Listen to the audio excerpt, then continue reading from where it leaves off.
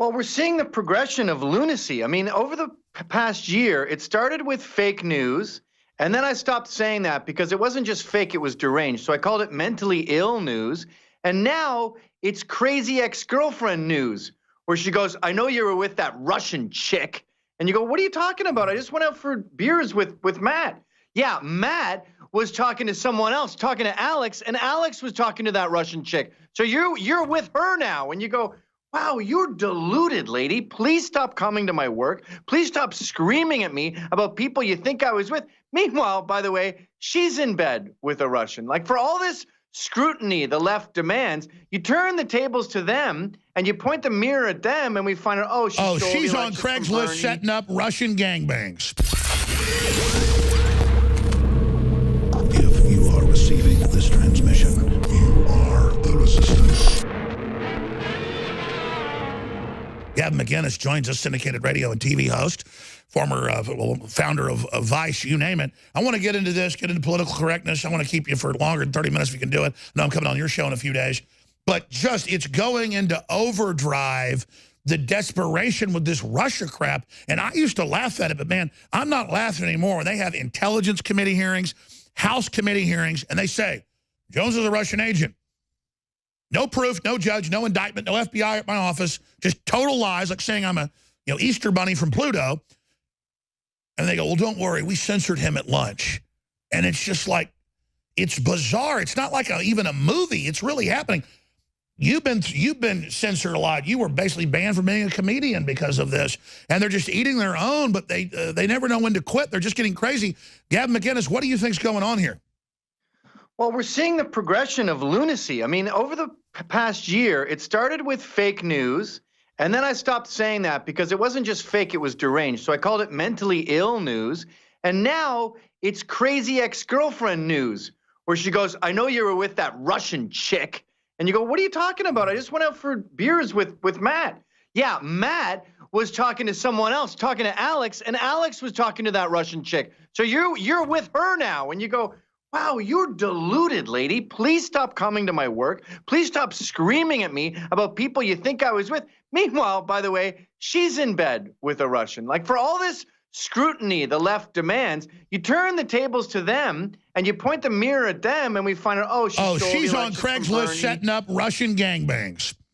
We've got Russians setting up ads on Facebook. We've got lies about the Trump prostitute dossier. So every time they get just a taste of what they put us through, they're exposed for the perverts and the colluders and the election riggers that they are.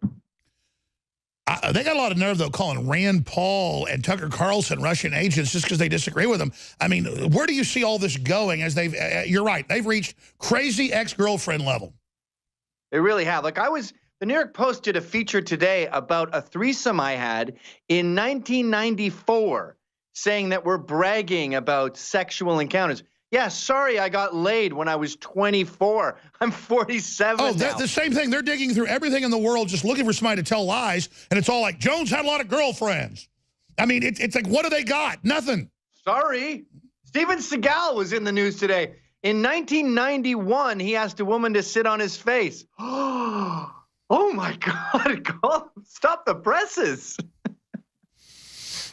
So where does it go? I mean, because I asked you a year ago, I said, have we reached peak insanity? You said no. So when do we reach it? That's a great question, because I thought we were going through the normal stages of, what do you call it, death, despair, where it's denial, and then it's depression, and then it's anger, and it's acceptance. I forget the exact degrees. But we started out with those, but we didn't go to the next one. They just kept going on the crazy one, and it's gotten crazier and crazier. They're getting people fired. They're making up lies. I think the way it ends is riots. It really has to end there, because there's no rationale here. They refuse to talk to you. They refuse to, they hate free speech. They don't want to give Nazis a platform, and a Nazi is anyone that likes Trump. So you go, well, I can't ration with you. You're out of your goddamn mind. I don't know what to do here.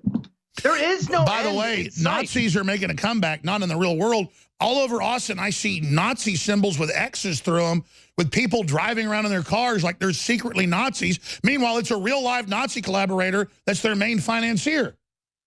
George Soros, the guy who turned in Jews. And by the way, Ezra Levant has been in court ever since he wrote a 600-word article that basically just quoted George Soros from his books and said, this guy worked with the Nazis. And these useful idiots on the left, Soros just feeds them garbage and they go, yeah, that's it. We want to destroy society. We want to destroy families. We want kids to be little gay transsexuals. We want all women to stop breeding. They have 20-year-olds tying up their ovaries. They got men getting vasectomies and then having parties. They're castrating men, and then the men are celebrating. That's how brainwashed these globalists are. Then we bring in refugees that want to sabotage the country. And AJ Plus, which is from Qatar, a Muslim country, is sending in propaganda here with AJ Plus, and everyone is gobbling up going, oh, the problem is Nazis. The problem is domestic terrorists. Just gobbling up these lies.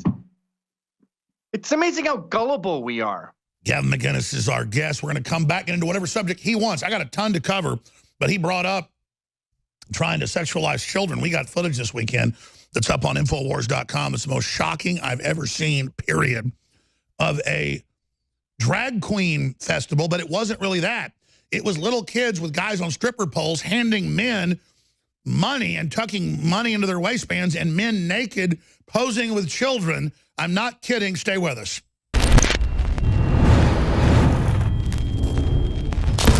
After 4 years of research, the next big game changer has arrived. Z-Shield, toxic metal and chemical defense support. It's made in the USA. It's filled with known compounds from nature that are absolutely associated with detoxifying the body, and it supports the Infowar. It is a classical 360 win. We're changing the world. Now it's time to change our bodies with Z-Shield at InfowarsLife.com.